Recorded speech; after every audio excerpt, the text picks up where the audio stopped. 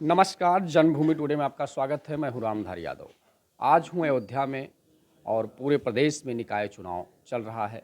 सब प्रत्याशी अपनी जोर आजमाइश कर रहे हैं। अयोध्या के समाजवादी पार्टी से समर्थित प्रत्याशी मेयर पद के दीपू पांडे हैं, हम इनसे बात करेंगे। दीपू पांडे जी, जन्मभूमि टुडे में आपका स्वागत है। बहुत बहुत धन्यवाद।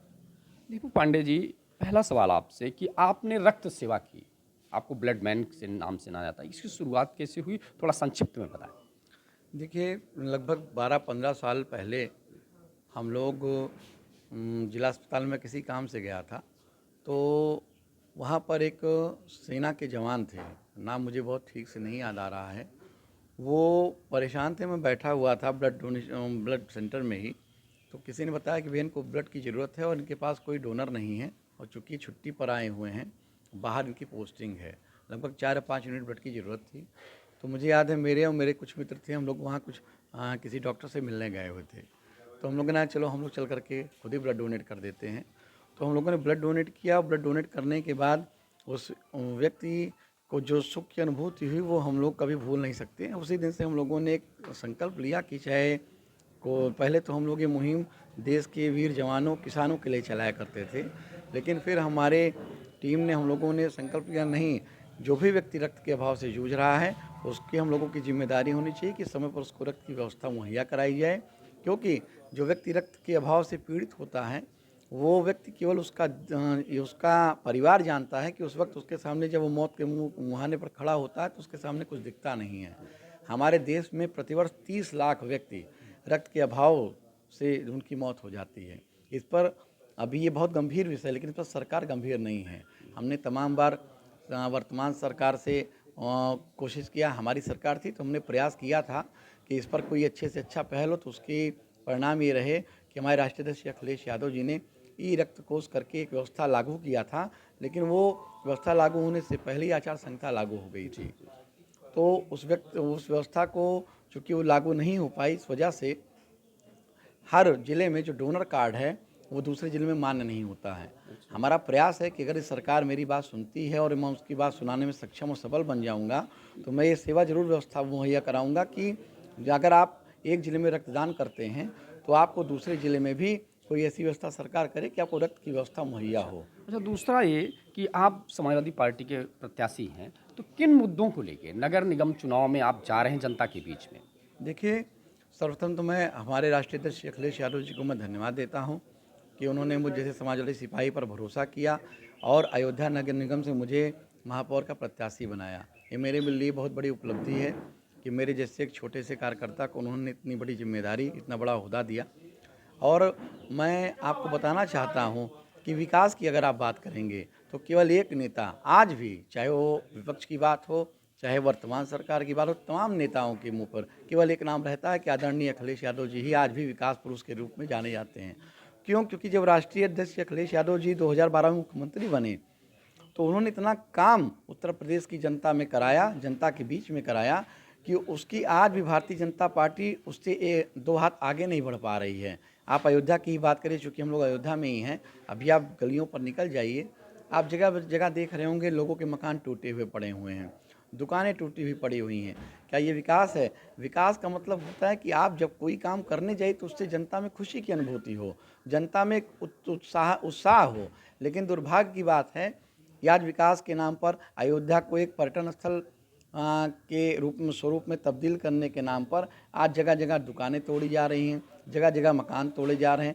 आपको पूरे जीवन में जब आप एक एक रुपया बचाते हैं तब आप एक मकान बना पाते हैं। मकान तोड़ने की जहाँ से बात आई कि मकान तोड़ने के बाद मुआवजा ना मिलना, ऐसी भी कई चीज़ें सामने आई और कई धरना प्रदर्शन हुए, ये भी जानकारी में रहा। तो इस पर आप क्या करेंगे? अगर आप मेयर बनते हैं तो इसके लिए क्या करेंगे? देखिए, वह यहाँ की स्नेहिल जनता ने मुझे मौका दिया और अयोध्या नगर निगम का मैं मेयर बनता हूँ, तो सबसे पहले मेरा जो प्रमुख मुद्दा मैं देख रहा हूँ, चूँकि मैं लोगों के बीच में जा रहा हूँ, यहाँ पर टैक्स की कोई लिमिट नहीं है।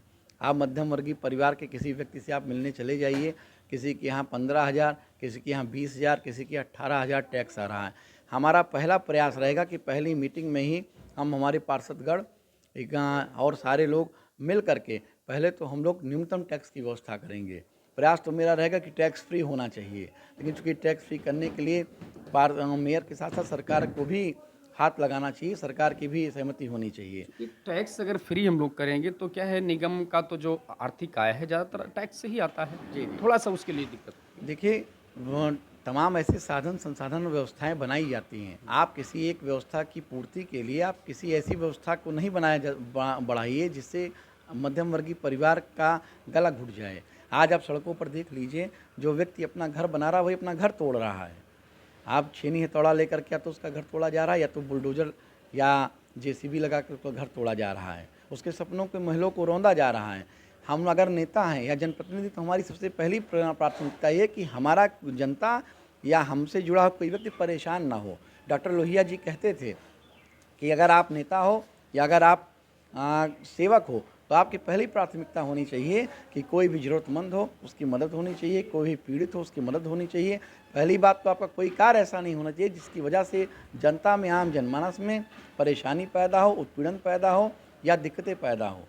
तो उसी संकल्प को लेकर के हम समाजवादी लोग जन जन के बीच में जा रहे हैं। हम लोगों का प्रयास रहेगा कि यदि हम लोगों को अयोध्या की जनता मुझे मेयर के रूप में चुनती है, तो हम लोग हर उन सुविधाओं को उन जनता तक पहुंचा सकें जिससे उनकी समस्याएं दूर हों और सर्वसुलभ रूप से वो सुचारू रूप से अपनी जीवन शैली को अपना सकें और सुखी और खुशी जीवन व्यतीत कर सकें। अच्छा, मंदिरों पे टैक्स की बात आई थी, बिजली बिल की बात आई थी, क्योंकि चूँकि ये अयोध्या मंदिरों का शहर है, संतों का शहर है। जी, जी। तो इनके लिए क्या, अभी मैं शहर में घूमा भी तो लोग, कई संत, कई महात्माओं ने इस बात को कहा भी। जी, तो जी। क्या इनके टैक्स, मंदिर टैक्स और इन टैक्स को लेके आप क्या देखिए, हमारा तो आप अभी मेरा ये आप पढ़िएगा, ये पत्र इसमें लिखा हुआ है कि धार्मिक और शैक्षणिक संस्थानों को टैक्स फ्री होना ही चाहिए।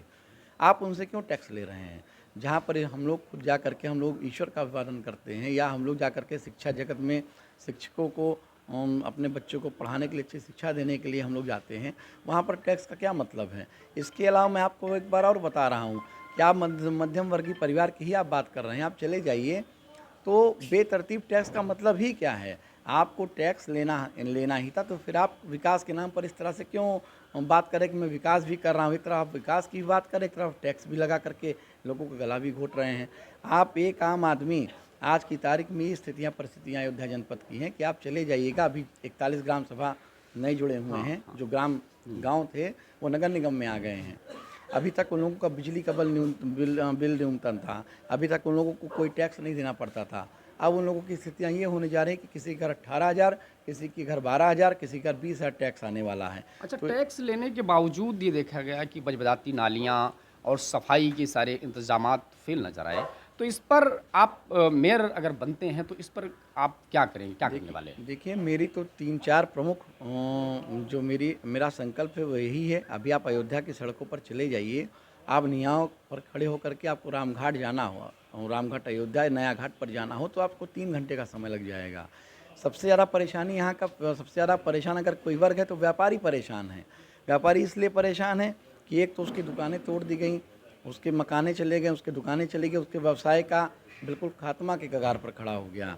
और दूसरी सबसे बड़ी समस्या है कि अगर वो व्यक्ति कुछ करना भी चाह रहा है या कुछ कर भी रहा है, तो इतना जाम शहरों में लग जाता है कि उसके पास ना कोई व्यक्ति पहुंच पा रहा है, ना कोई ग्राहक पहुंच पा रहा है। उसके दिन भर की सारी उसकी कमाई, सारा दुकान सब चौपट होता चला जा रहा है। मेरा पहला प्रयास रहेगा कि अयोध्या जाम मुक्त हो। यहाँ पर जाम की जो समस्या, यातायात की जो ऐसी व्यवस्थाएं बनाई जाएं कि यहाँ जाम न लगे। इसके अलावा हमारी दूसरी सबसे प्रमुख जो मेरा अपना एक मुद्दा, संकल्प आप कह लीजिए, है कि व्यापारियों को ज़्यादा से ज़्यादा हम सुविधाएं दे सकें। जिनकी दुकानें तोड़ी गई उनको पुनर्स्थापित किया जाए, ऐसी व्यवस्थाएं बनाई जाएं कि वो पुनः वहाँ पर स्थापित हों, उनको पुनः दुकान मिले, या कोई ऐसी व्यवस्था सरकार की तरफ से दी जाए कि जिससे उनका जीवन यापन हो सके। आखिरी सवाल, आप अयोध्या नगर निगम की जनता से क्या कहना चाहेंगे? देखिए, मैं अयोध्या नगर निगम की जनता से केवल एक बात कहना चाहता हूँ कि एक तरफ आपको विकास पुरुष से आपकी पहचान होनी है, और एक तरफ से आपको झूठ और फरेबी लोगों से आपकी पहचान होनी है। तय आपको करना है। हमारे राष्ट्रीय अध्यक्ष श्री अखिलेश यादव जी जब 2012 में मुख्यमंत्री बने थे, तो सबसे ज़्यादा चहुमुखी विकास अगर हुआ अयोध्या जनपद में, तो आदरणीय अखिलेश यादव जी की ही सरकार में हुआ। 2 फ्लाईओवर आदरणीय अखिलेश यादव जी ने बनाए, लेकिन दूसरे से तीसरा फ्लाईओवर अभी तक इस 5 साल की सरकार के बाद भी दोबारा नहीं बन पाया। तो ये अखिलेश जी की ये विकास थी जो सड़कों पर दिखती थी। चारों तरफ नए अच्छी सड़कें बनाई गई, तो अयोध्या में चारों तरफ अगर आप देख रहे होंगे, आप उस वक्त 2012 से 17 की जब सरकार थी, भजन संध्या स्थल आदरणीय राष्ट्रीय अध्यक्ष जी ने बनवाया। इसके अलावा उत्तर प्रदेश में सबसे बड़ी जो सौगात उन्होंने दिया वो मेट्रो की दिया, इकाना स्टेडियम की दिया। ये हमारे प्रदेश का सौभाग्य था कि आदरणीय अखिलेश यादव जी जैसा विकास पुरुष हम लोगों को मिला था। यही आज अयोध्या की जनता को तय करना है और अयोध्या की जनता ने मन बना लिया है। उसको पता है कि वर्तमान सरकार झूठी है, फरेबी है, छली है, केवल लोगों को छलने का काम करती है और लोगों को गुमराह करने का काम करती है। बहुत बहुत धन्यवाद। ये थे दीपू पांडे, जिन्होंने अपनी बात खुल के रखी। अयोध्या के विकास का जो विज़न है इनका, इन्होंने खुल के अपनी बात को बताया और जनता से अपील की कि विकास के मुद्दे को चुनें।